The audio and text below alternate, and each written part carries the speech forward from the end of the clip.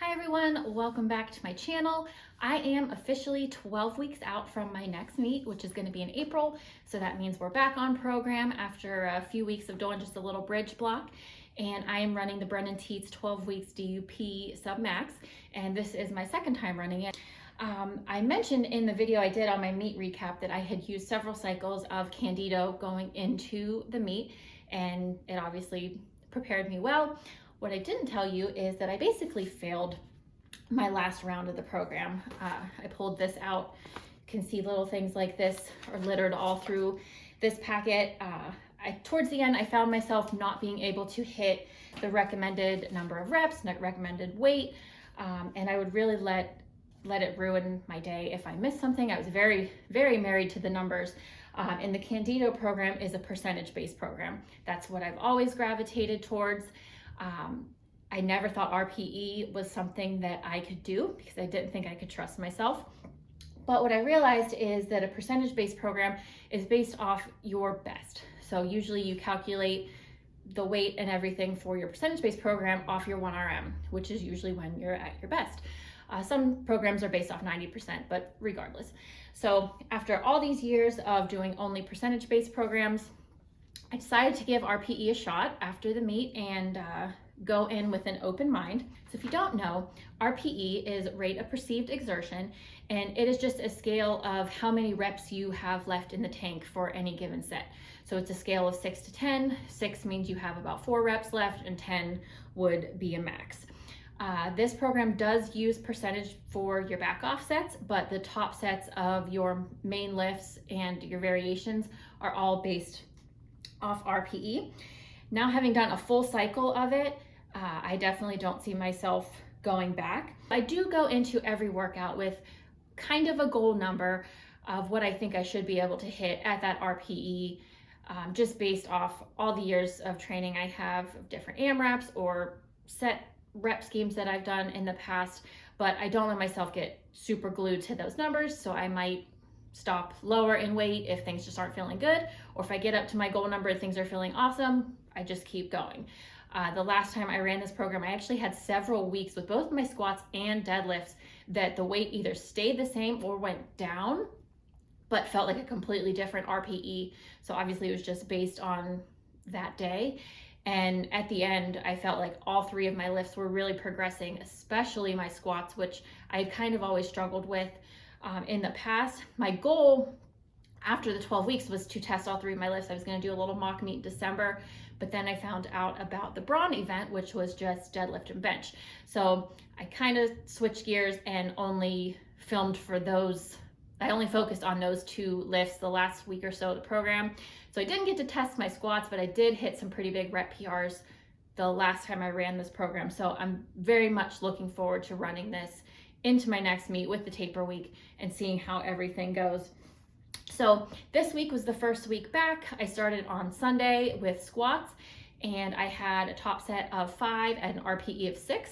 My goal was 225. I've done 225 for 8. I feel like I've gotten stronger since I did that 225 for 8, so I should have been able to hit that at a 6. On Saturday, it was an off day from lifting for me. I woke up and the right side of my back, my upper back, felt like I slept on it wrong. And I was like, oh great, here we go. So didn't do much that day, rested. Well, Sunday I woke up and it was my whole middle back. It didn't feel like a muscle. I can't really explain it. It just felt like I slept on it wrong. So I spent a decent amount of time warming up. I took some Advil, used some Icy Hot. And once I got under the bar, it just felt really unstable and was hard to kind of keep my back tight. So I stopped at 210 for 5, and it felt like lower than an RPE 6 on my legs, but my upper back just couldn't. I didn't think I could handle it anymore. That's 5 pounds more than I started the last time I did this program. I was hoping for more, just since I've been doing some sets of 5 in that bridge block, that I would be more ready to go for this. So I'm hoping for a bigger jump next week. My back's feeling completely fine now. It actually felt better after I did bench. So part of me wonders if I had done bench first just to loosen it up with the arch, if I would have had a better time, but we'll see. So the back downs on that were 200 for 3 sets of 5 and an AMRAP.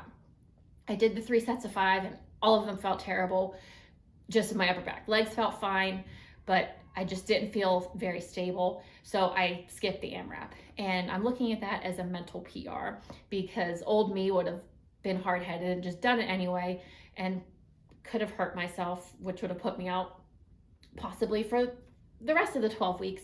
So I figured just call it a win. We did what we needed to do and move on and save myself for the future. So bench went good. Ended pretty much where I did the last cycle, was 140 for 5. I feel like bench has been feeling more and more consistent. I've been focusing more on turning my hands more internal as I grab the bar, kind of keeping it straight across here rather than higher up in my palm. So I'm really looking forward to seeing how things progress through this cycle. My back down sets were 130 for 3 sets of 5 and an AMRAP. And on my AMRAP, I got 10. My best 130, I think, is 14. But I was happy with 10 after having done the squats and all the prior volume work that I had done before the AMRAP.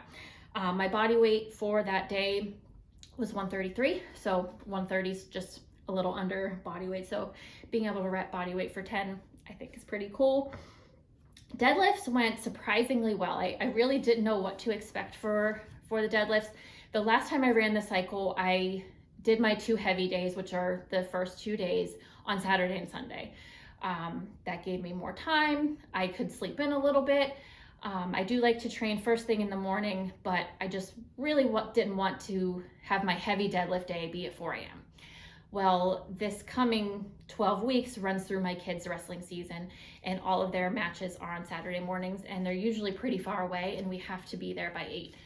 So I shifted my training days to squats and bench on Sunday, deadlifts on Monday, which meant I was doing my deadlifts at 4 a.m. on Monday. And they actually went really well for it being a really cold day, and the first time lifting decently heavy in the morning. Usually I would do my variation days on Tuesday, Wednesday, Thursday at 4 a.m. and that wasn't as bad because I kept my heavy work for the weekends. So I'm looking forward to seeing how that progresses as it continues to get colder. But it went well. I ended with 265 for a set of 3 at RPE 6. And then my back downs were 245 at 3 sets of 4. The top set ended up being 15 pounds over where I started this program the last time I ran it. My whole last block of the program the last time, I didn't go below 305. So I'm pretty excited to see where I can take it this time. Both days had different accessories, and I'm actually going to make a whole video on accessories and home gym hacks, kind of what I put together with minimal equipment out here in the garage.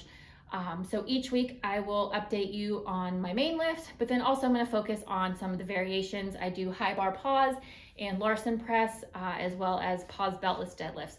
And honestly, I think pause beltless deadlifts are really what helped skyrocket my deadlift throughout the last cycle. So that's it for now. Thank you so much for watching. Don't forget to like, comment, and subscribe for more content from a garage gym powerlifting mom, showing you that you don't have to be the strongest to be strong. Thanks. Bye.